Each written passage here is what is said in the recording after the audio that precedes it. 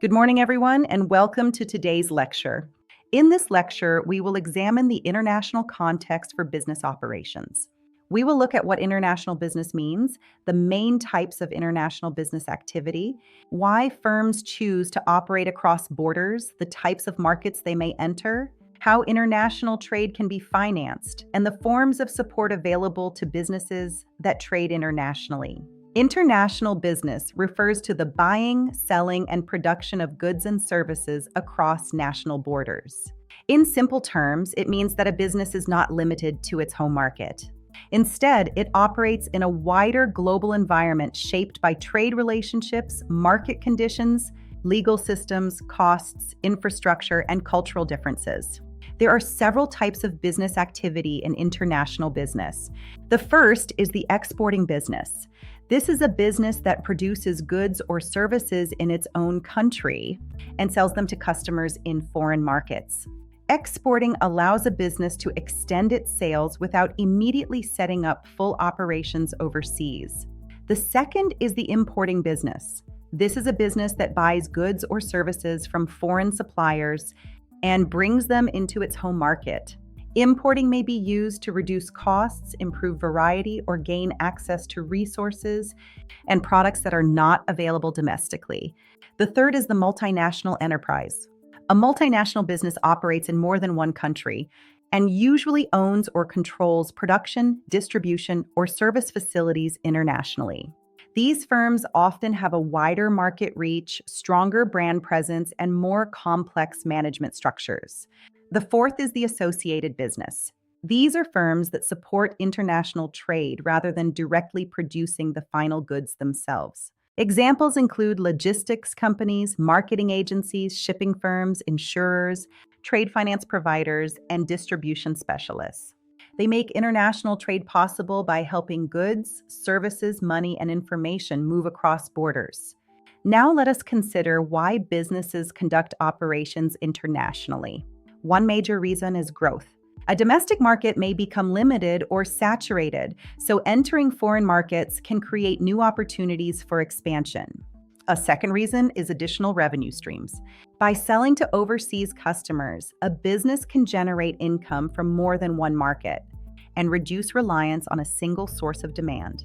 Another reason is brand exploitation. If a business has a strong brand, it may extend that brand into international markets to increase recognition, reach, and profitability. Businesses also go international to gain access to new markets. Different countries offer different consumer needs, income levels, and patterns of demand. Entering new markets can open up completely new customer bases. Another reason firms choose to operate internationally is diversification. Operating across multiple countries helps reduce dependence on one market. If demand falls in one country, performance in another may help balance the risk. Businesses may also want to increase market share and move toward market leadership. A firm that competes successfully across several countries can strengthen its global position against competitors. International expansion may also help firms pursue technological dominance, especially when they can spread innovation across borders or benefit from international research, skills, and networks. A further reason is comparative advantage.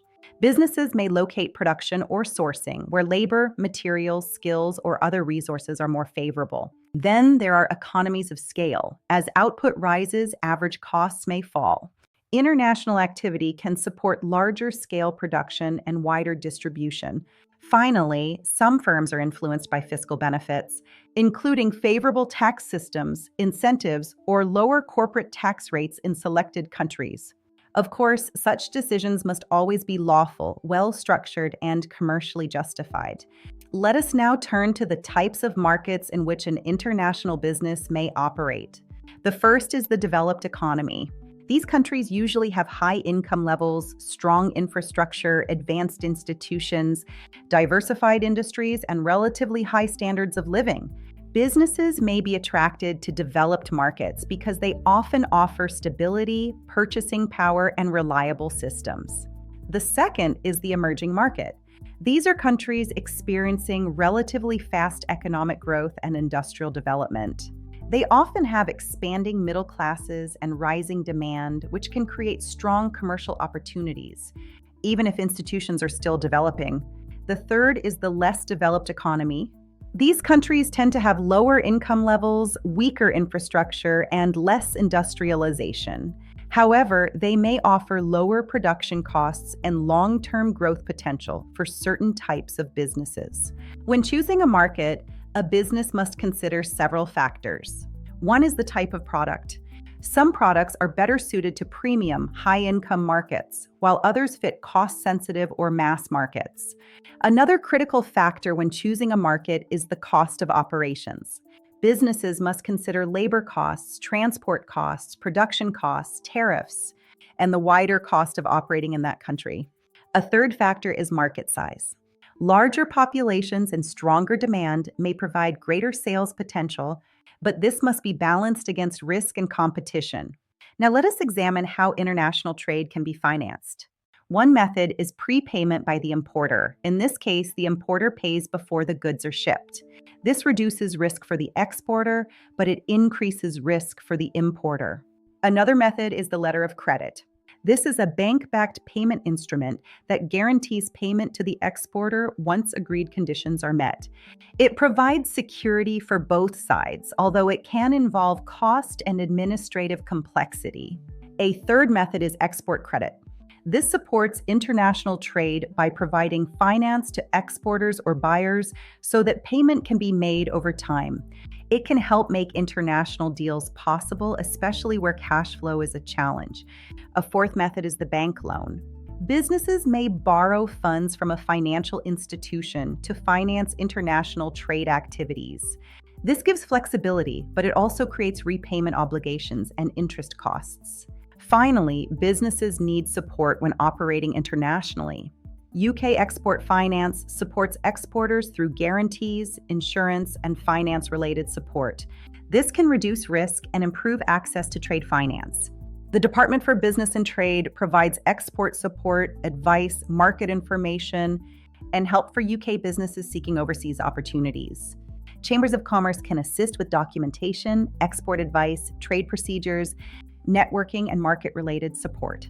Regional advisory organizations and other trade support teams can help businesses understand local opportunities, requirements, and entry routes.